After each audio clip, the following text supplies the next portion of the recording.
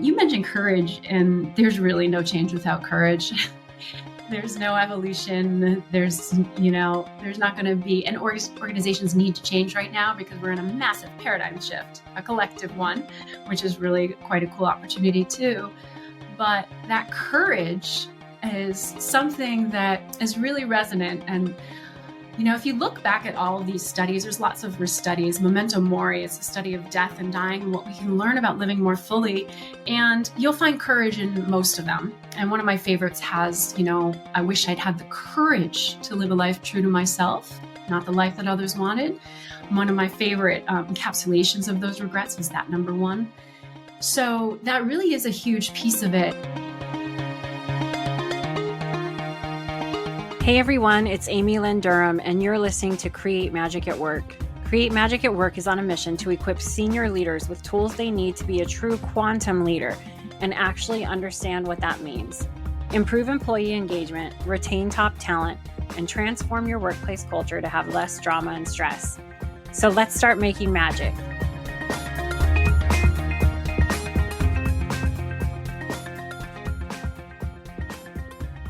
Hey everyone, welcome to Create Magic at Work. Today, Sunny Grosso is here to join us. She's a workplace expert, master consultant, and a global speaker with over a decade of experience. Motivated by a childhood shadowed with messages to survive, Sunny was always determined to learn how to thrive. She studied the science of happiness, well-being, business, and spiritual approaches, which led her to discover, develop, and finally fine-tuning the tools to help individuals and organizations thrive. Sunny has brought her rich experience and vibrant background together to become a world-class speaker and consultant, working in over 20 countries with hundreds of organizations and touching thousands of lives. In a decade as the culture chief at delivering happiness, Sunny co-built the model, developed the approach, and led the consulting team to grow DH into an Inc. 5000 company and global boutique brand. She takes pride in helping organizations grow from good intentions to a best place to work and has done just that numerous times over. Her secret sauce is a highly effective approach that creates tangible ROI and business results, but focuses on creating unforgettable experiences for people, teams, and companies. Which, as you all can tell, this is why Sunny is a guest on Create Magic at Work today. Right in line with the vision and mission of Create Magic at Work, advocating for healthy leaders and healthy workplaces. Sunny, welcome to Create Magic at Work. Amy, it's so good to be here. Yeah, great to have you. Is there anything that you want to add for the listeners in your bio or anything additional?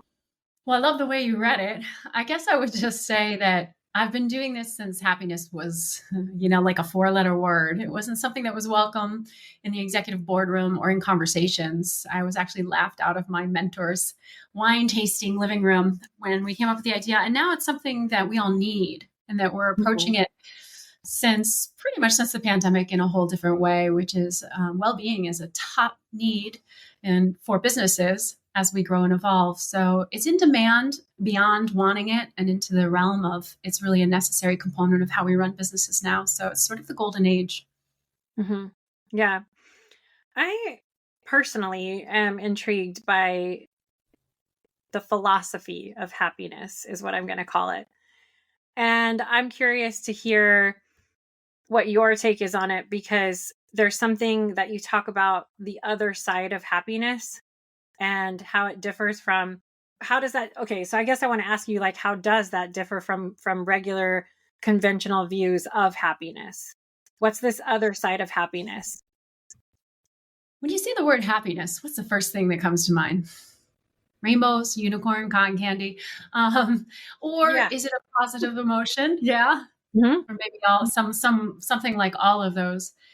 So the word itself has been through an evolution. It was really splashed around about 5 or 6 years ago. And there is an element of happiness that's been overly marketed and overly simplified that is just about positive feelings of joy and excitement. And that's not really sustainable. The deeper side of happiness that we've always taught and looked to in the science of happiness, which is about 25 years old now, is what about meaning, purpose? What about important elements from, self-determination theory, like a sense of progress, autonomy, a sense of connectedness and belonging? And so when we start to integrate more of these, and there's also 5 happiness habits, we've pulled out the 5 most research-backed ones. It includes gratitude, altruism, mindfulness, optimism, and flow. So I'm kind of rattling these off right now, but just to give you a broader sense, it's much deeper than this one fleeting emotion. And when we talk about the other side of happiness, it's okay, we've experienced that. Now, what does it mean to actually live wholly and fully? Because we're all going to have highs and lows in our lives. We're all going to have challenging moments. And it's not so much about sustaining happy emotions through all of that. That's actually not that healthy. It's more healthy to look at those happy emotions. And there's lots of ways to do that too, that I think the world is also becoming ready for. And to commit to living a more full life, more fully to ourselves, more fully to what's meaningful to us, I hesitate to use the word purpose because it's been a little overused, sort of mythical idea of what it is, but in a more tangible sense, how we can live a complete and full life through the highs and lows as humans. Mm-hmm. So good. You're really, to me, talking about the definition of spirituality from the spiritual intelligence lens, faith neutral wise. How do I cultivate a deeper sense of meaning in life? And how can I seek guidance from my higher self or a higher power if I believe in that and practice that throughout my life? What were those? What did you mention that you did rattle them off? But I want to hear them again. They felt really powerful. The 5 keys that you felt that fell under happiness. Yeah. I'll take you through the model real quick. The foundation is values, the most core beliefs to you and really who you are as a human, the unchanging eye of the storm, as you can think of it. So as changes swirl around you, your values, who you are at the core, what's most essential about you, that your essence. And in yoga, we talk about it as the Atman. I'm also a yoga teacher, so I don't shy from the spiritual side, but businesses do. So on the bottom is values. And then you can layer on top of that sort of what we call like the garden conditions or your greenhouse conditions. And you can think of this in terms of a greenhouse. And this is going to be those elements, but I'll frame it as a greenhouse first. That way it's not so overwhelming. But the idea is that you're going to become your own gardener of that garden. And only you are really going to know which of these elements are the most important to you, and particularly at different times in your life. But here we have, from way back from self-determination days, a sense of progress, a sense of autonomy, and connectedness and belonging. And then the 5 most scientifically backed habits of happiness. And that is gratitude, optimism, altruism, mindfulness, and flow. So those are your guarding conditions. And those are for us to kind of pick and choose. Right now, a really important one is gratitude. That's sort of taking center stage. There's a lot that we can do in sort of a gratitude 2.0, an evolved gratitude state. And another one we're hearing a lot about is belonging. And then on the top, we have one more element, and that's higher purpose or meaning. Yes. Very SQ. Awareness of your values and how are they ranked, and am I living in alignment with those to tap into fulfillment. And the reason why I was diving into this happiness topic is because I myself at times become I'm so glad you named, I can't remember the exact words that you used, but like the pop culture moments that were coming up from just be happy all the time and this happiness thing that was spreading around a few years ago. And no, it's a lot more deeper than that. It's these underlying factors or things that you're describing that really help with us feeling like we're living a fulfilling life. So when you asked me what happiness meant and you started saying like the unicorns and the rainbows, it's like, yeah, that feels like that positive message, or that was kind of overly put out there a few years ago. And I'm kind of like, well, wait a minute. We're all here to have a human experience and experience all of the human emotions. And how are we just striving for happiness? Aren't we really striving for inner peace and fulfillment? And the ability, the definition of SQ, the ability to maintain inner peace even when we're under great stress and still make wise and compassionate decisions for ourselves and others. Mm-hmm. So you really beautifully shared the deeper part of happiness in that way. And so I want to ask you this next question. I know you've worked with a lot of companies globally, and I'm wondering if you can share an example of a workplace culture that understands this concept in a way that they embrace both the highs and the lows in a way that they can see it as a positive or as innovation. Yeah, and I love that, you're calling out the spiritual, intelligence of it all. And just a quick note on that, the world is more ready for that than ever. Although the language doesn't go down in all organizations, we've been teaching it for a long time. And as soon as leaders get a taste of what that is and what it can do for themselves and their people, that's really where the magic happens. So it's when you connect someone to their purpose and you have them feel some more of a sense of meaningful connection to their work, that it lights something up in them. It's when they feel that they are allowed, that it's psychologically safe to bring their passions to work. Then you start to see this incredible loyalty and commitment. And that's when they reach usually their initial goals, which is something more like, hey, we have attraction and retention problems. We're experiencing high turnover. So the ROI really comes from going down that path of much more human and really, traditionally more spiritual approaches. It's just we call them out in terms of scientific backing. Luckily, that science is there and it has caught up with a lot of spiritual practices. So all of the organizations that we've worked with have some degree of these embedded in them, from highs and lows. I'll speak to one that I recently worked with, which is a bank, and they're located in Florida. And during the pandemic, they decided to go completely virtual. So they began their remote culture and said, oh my gosh, we don't really have connection anymore. We don't know how to drive this. And by the way, we're looking at our values to see if that can help us. And they feel really old. So we started off to help them a little bit, refreshing their values. So digging down, getting through an authentic path. And that requires a commitment on the leader's side. So leaders first are going to be confronted with their own values, and not just knowing what those values are. We actually take them through a personal high-low process that we call heartbeats. And that is thinking of the highs and lows in your life, which is a challenging process. So it can bring up some of the shadowy memories that, in a traditional sense, are not really allowed in the workplace or haven't been traditionally. So they're confronting immediately some of those paradigms. But the result is getting to a much more true sense of what values are, and even arriving at something that I talk about as radical self-knowledge, which doesn't mean knowing your likes or your dislikes, what you stand for as a leader, or even what your vision is as a leader. It's something even beyond that. It's what makes you tick. It's what your values mean to you. It's how they're a part of the gifts that you have to offer the world. So, and that takes sort of a radical acceptance.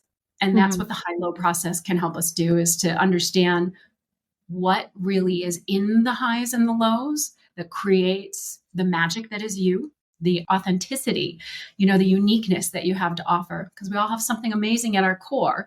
And the more we lean into that, the more that magic can happen. From there, only really from there, authentically, can we ripple that out. So we talk about the me, the we, and the community, and eventually me, we, world. So that impact has to start with the leader themselves, with the awareness that something better is possible, that it's got to start with them, embracing those qualities and behaviors themselves, modeling them, advocating for them, and then the change can start to happen on the team and organization level. Yeah. Thank you for sharing that. I was just thinking, wow, it is a courageous act for leaders to start with themselves. It truly is, because I've been in environments where, and I've mentioned this before, where, we see sometimes companies will hire consultants or people to come in and share a message for them, not for me. share the message for them. They need this message. I don't. It's kind of like the vibe I get, when leaders step into the space and say, let me courageously do some inner work.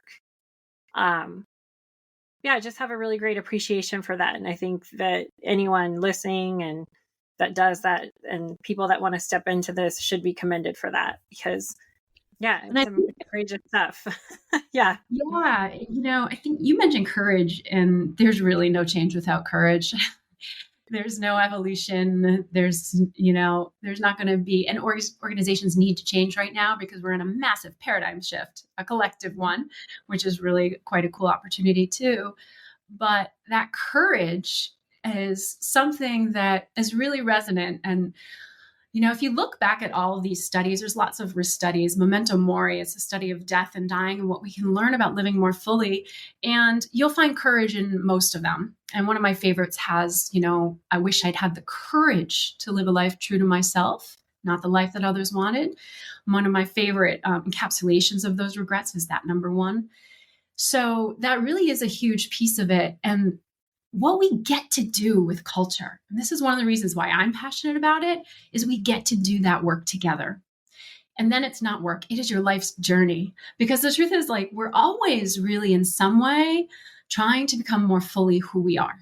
We're always on this journey. From Maslow's to many pieces of science, we can look at it as moving up Maslow's, hierarchy of human needs to evolve, or we can just look at it in terms of, what we can do. We must. So in terms of growth, but as we grow, we're always going to meet challenging times, and building that into your culture gives you this huge current to follow that will take you in the right direction. When you have a culture of courageous awareness, for example, then and safety, then you're going to have the space to start to look at yourself with more curiosity, with more awareness, and to start to bring that into who you are, how you evolve, and how you grow. So really building that into your culture is a huge gift. Yeah, so different than in the past. 20 years ago, it was like leave everything, your emotions and everything who you are outside when you step into this room and get to work, right? So on that note, you've mentioned a paradigm shift that's occurring and some new ways emerging in the workplace. What are you referring to for people listening? What in particular are you talking about? When you look at change and how change happens, major evolutionary change in people's lives happens after a major life-changing event.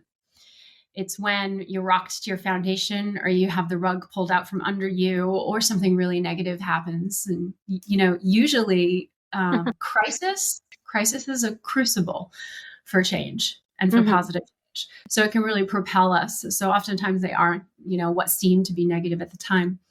But people look back and say they wouldn't trade them because great things come from them. So we've had this sort of, light in the collective dark of the pandemic of having major change. The scene is set. The conditions for sweeping change are here, which is the breakdown of old paradigms on a massive stage. So the 9-to-5 workday, nobody thought would ever change. Now people are working 4 days a week. We're working remotely. So we've really crushed these old paradigms that were very stubborn. They were in place for so long. And we have new needs. So we're open more now than ever to looking at what those needs are and to collectively have this opportunity together. This is the only time it's happened in my lifetime. So to me, it's sort of, it's exciting because breakdowns are kind of all around us. We have the great ABCs, we have the quiet XYZs, all of the TikTok phenomenons are happening. And yet, those breakdowns, while they're very obvious, the breakthroughs are also happening. And so if we turn our eyes into the breakthroughs, we see this tremendous opportunity to redefine work based on our new needs. Yeah. You remind me of Dr. Angelise Arian. She's a cultural anthropologist, and she gives her TED Talk about how the journey, it's similar to Joseph Campbell's hero's journey. And she talks about we answer the call, we go on a journey, and then we encounter a struggle. But guess what's after the struggle? The breakthrough. And then after the breakthrough is completion. And so it gives, just for anyone listening, so much hope that if we are feeling like we're in a struggle, and collectively, if it feels like there's a struggle right now, we know the breakthrough is next in the cycle that we see. So it's very like, oh, maybe we can have a more positive outlook and be like, what's coming? The breakthrough's coming. This is going to be amazing. Even though it feels like we're walking through mud a little bit right now. I talk about it too sometimes in terms of like, it's a renaissance. We are living through a workplace renaissance. Now, if you think back to the last renaissance that we know about, people weren't exactly walking around going, isn't this cool? We're in the renaissance. No, they were like, oh my God, the printing press, we need to control it. You know, it was wrecking havoc. So we feel that going on around us, but truly we will be able to look back and think of the ways that we really shaped the world that we work in. Yeah, you just reminded me when you reference the printing press, it's like that's the Chat GPT today, right? Or AI. Yes. Like how are we going to control this? What's happening? Ah. I want to talk to you a little bit about wellness at work. It's become a popular topic for the workplace well-being. I mean, I know when I first started out in hardcore sales 25 years ago, nobody was talking about workplace well-being. I can say that right now. It was like, have you hit and exceeded your numbers? And how much commission did you make? Right. So now this is great. We're into this new space, 2.5 decades later, where we're talking about workplace well-being, because we finally have been like, oh, when we work people to the bone and they get sick or quit, we actually lose more money. I mean, it can come down to the bottom line in that way. It can also be maybe somebody's from a more elevated space and they understand the ripple effect for the greater good that can occur when we take care of each other. Right? So for everyone listening, what are some small steps or small things that we can all do to incorporate wellness at work? That's a little big question. Right? I'll hit on a couple. Yeah, that seems to be really important right now. That idea of radical self-knowledge and leaning into your highs and your lows, I would say, is probably a number one. So this can be a weekly or daily practice or an annual one. So just simply asking, what was a high today, this week, this year? What was a low? And then from both of them, give them your full attention and time and really ask, what did I learn? So this comes from, it comes from the positive psychology, but it also comes from some research in wartime around post-traumatic stress and post-traumatic growth. And when researchers looked at why some wartime veterans come back and they never heal, either physically or emotionally, and others seem to thrive. They seem to turn their injuries into a catalyst for amazing things. Really, the big difference is that they're able to look at their lows and ask, what did I learn?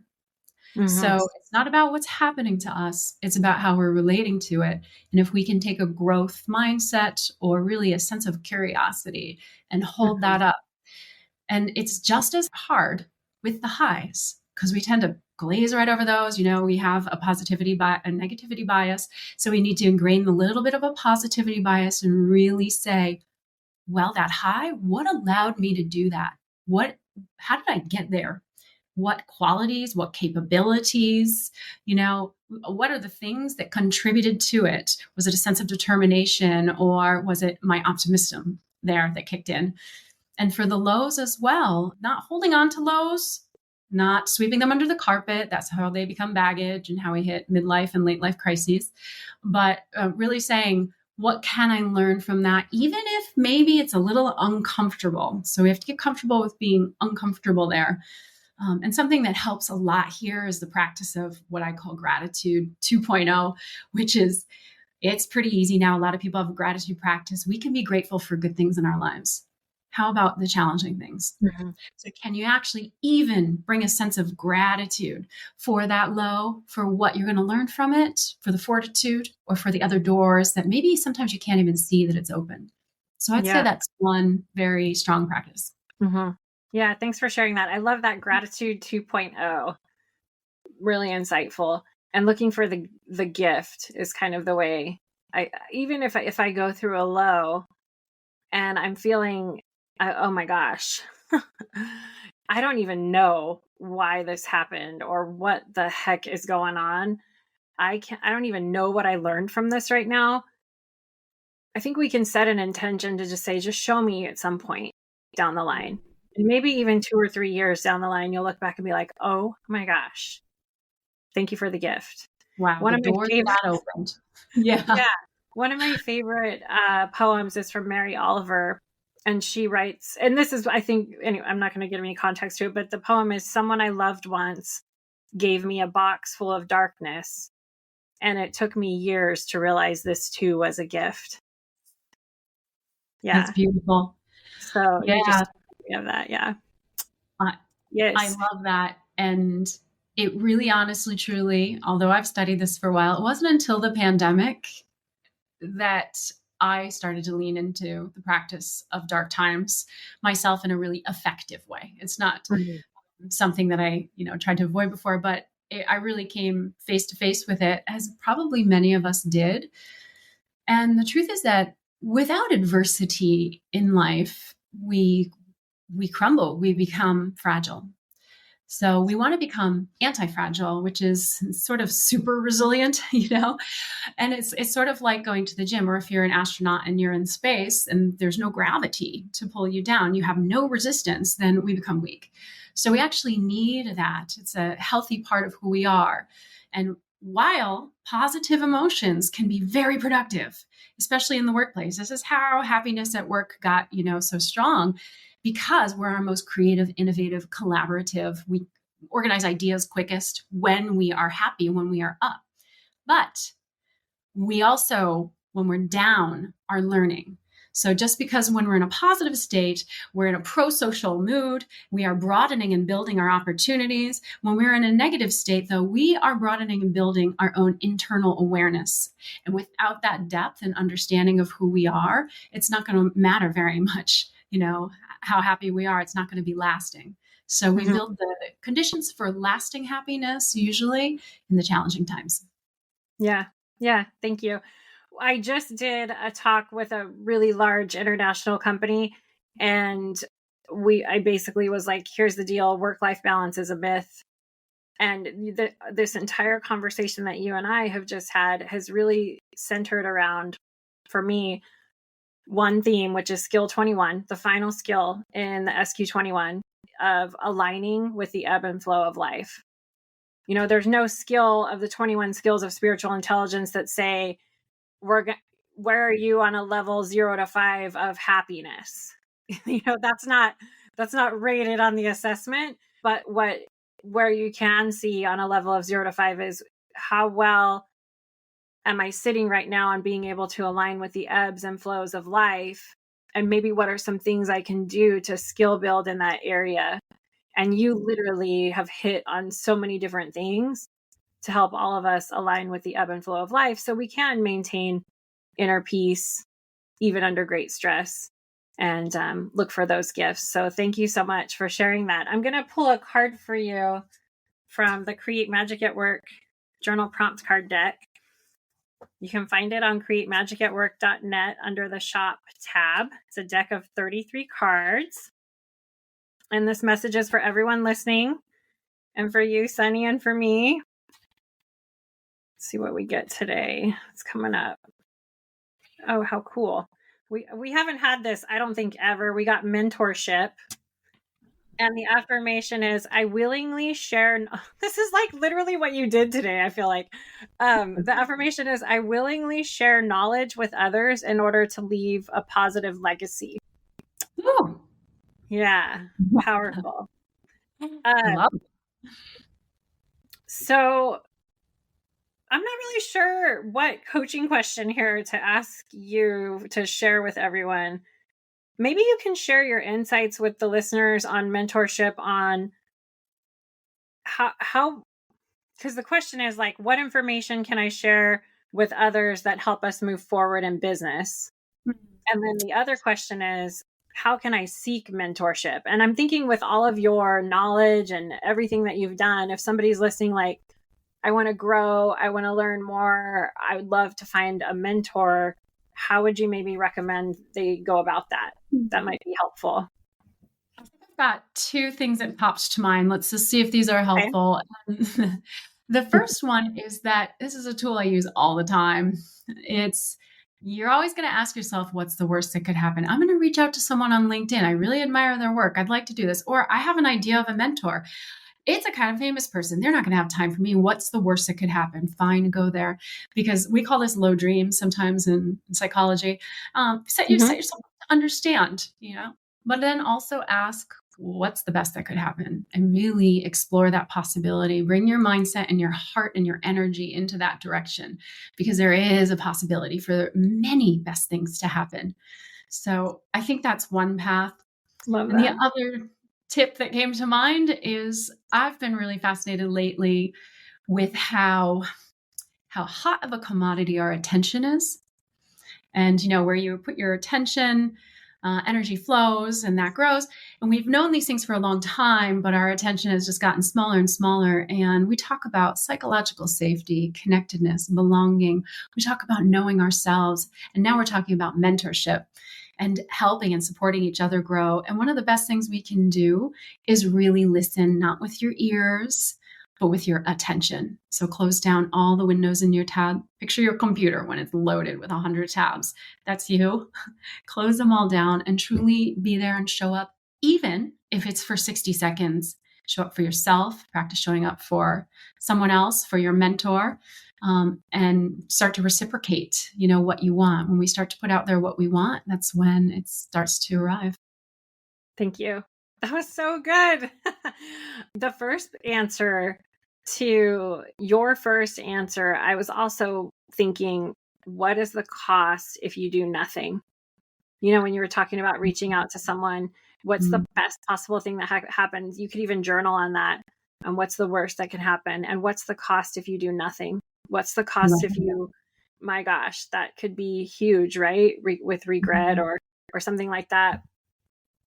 I was writing Create Magic at Work, the paperback book, and I purposely wanted it to have all this magic injected into it. And there's just a random story, but it totally is exactly what you were talking about.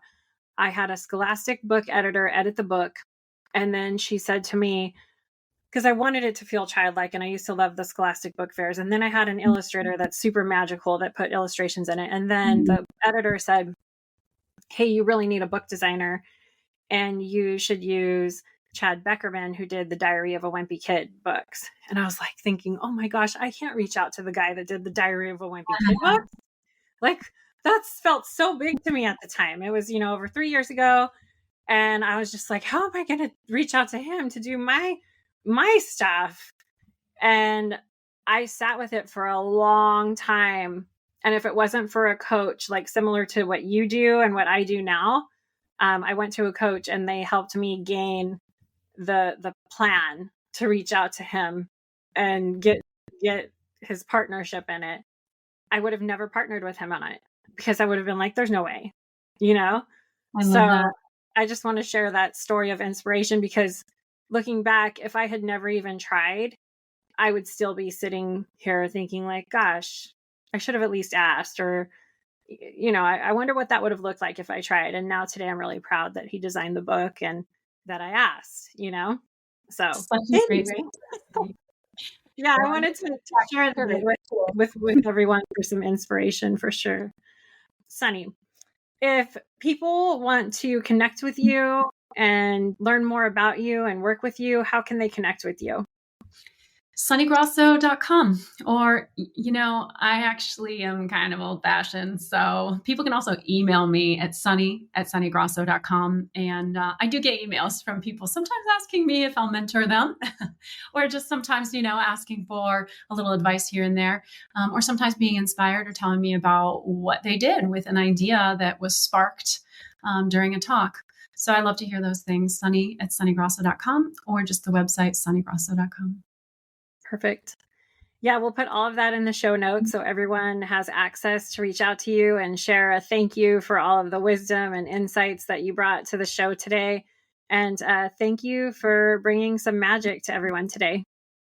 Thank you so much for what you do, Amy. It's been a pleasure. Thank you. Hey everyone, Amy here. I am so excited to share this news with you. If you've been a longtime listener of the podcast, or even if you're new, you probably know that I weave spiritual intelligence through all of the episodes of Create Magic at Work.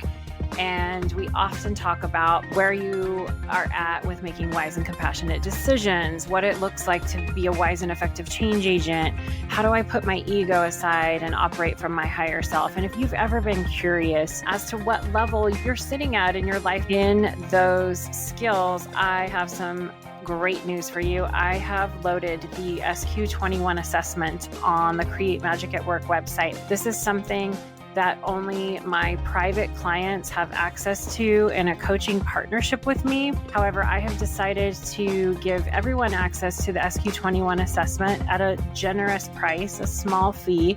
You can take the assessment at createmagicatwork.net/shop, and you will get a printout that you can take with you the rest of your life as to where you're sitting, what level you're sitting at in the 21 skills of spiritual intelligence. This is an amazing opportunity. I encourage you to take advantage of it. Again, if you've ever been listening to all of the past episodes like, I wonder where I sit at making wise and compassionate decisions, or I wonder where I sit at being able to access my higher self, explore that curiosity and go to the website and take the assessment. I will also have that link dropped in the show notes so it's easily accessible to you here after the episode. And again, if you have any questions or if you just want to have a chat with me, I'm always available for a complimentary 30-minute coffee chat, so you can explore that as well. But get over to the website, take that assessment, and give yourself the gift of something that you can take with you for the rest of your life. Sending magic to you.